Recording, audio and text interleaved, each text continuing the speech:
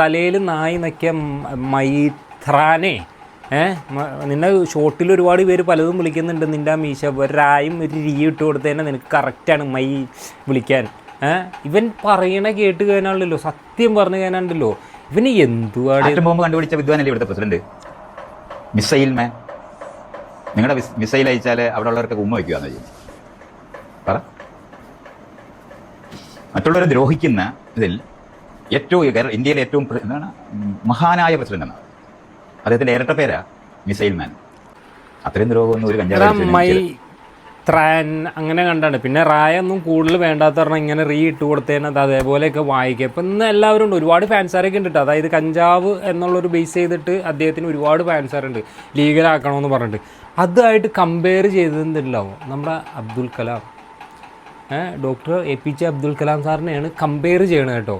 ഈടെ മൈത്രാനും നീ എന്തോരം ഉണ്ടപ്പോൾ നീ എവിടെ പോയാൽ കളിക്കണേ? അതായത് എനിക്ക് തോന്നുന്നു നമ്മുടെ പ്രധാനമന്ത്രി ആണെങ്കിലും മുഖ്യമന്ത്രി ആണെങ്കിലും ഒരുപാട് പേർക്ക് ഒരുപാട് ശത്രുക്കളുണ്ട്, അല്ലെങ്കിൽ അവരിഷ്ടപ്പെടാത്തതുകൊണ്ട് എതിർക്കുന്നവരുണ്ട്. എന്നാൽ ഈ ഒരു മനുഷ്യന് ഇന്നവരെ ഒരു രാജ്യം, നമ്മുടെ രാജ്യത്തു നിന്നല്ല പുറത്താണെങ്കിൽ എവിടെയും എതിർക്കാത്തൊരു മനുഷ്യനെയാണ്. ഒന്നൊരു പേടിയാണ്.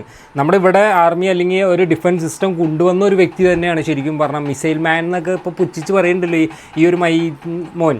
അപ്പോൾ ആ ഒരു മിസൈൽ മാൻ എന്നൊക്കെ പറയുന്നുണ്ടല്ലോ, ഇന്ന് നിങ്ങൾ ഈ ഞെളിഞ്ഞിരുന്ന ഈ നായി അവിടെ നിന്നിട്ട് ഈ വർത്തമാനം പറയുന്നുണ്ടെങ്കിൽ അതിനുള്ളൊരു സിസ്റ്റം, പേടിയില്ലാണ്ട് ഇരിക്കാനുള്ള സിസ്റ്റം, അല്ലെങ്കിൽ വല്ല പാകിസ്ഥാനിൽ നിന്ന് അവിടെ നിന്ന് മിസൈൽ വരുമ്പോൾ നീ കുനിഞ്ഞു കൊടുക്കൂ, കുഞ്ഞിരുന്ന് കൊടുക്കേണ്ടി വരും. നീ ആ ഒരു അവസ്ഥ വരാതെ ഇരിക്കാനുള്ള ഏറ്റവും വലിയൊരു കാരണമാണ് ഈ പറഞ്ഞ ഡോക്ടർ അബ്ദുൽ കലാം എന്ന് പറയുന്ന ഈ ഒരു മനുഷ്യൻ.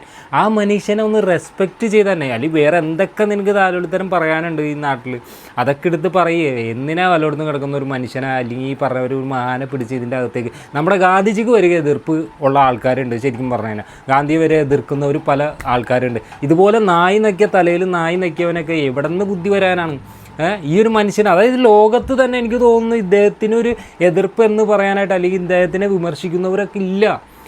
ഞാൻ കണ്ടിട്ടില്ല, നമ്മളെ ജീവിതത്തിൽ കണ്ടല്ലോ. എന്ന് ഇത്ര ഒരു മൈത്രാൻ്റെ ഇവനൊക്കെ എന്ത് മൈത്രാനാടാന്ന് അറിയാം. ഇവനൊക്കെ എങ്ങനെ പറഞ്ഞ് വിശദീകരിക്കണം? ഇവനെതിരെ ഒന്നും കേസ് എടുക്കാനോ അല്ലെങ്കിൽ ലീഗൽ കേസ് എടുക്കാനൊന്നും ഒരു ഇല്ലേ, പറ്റില്ലേ?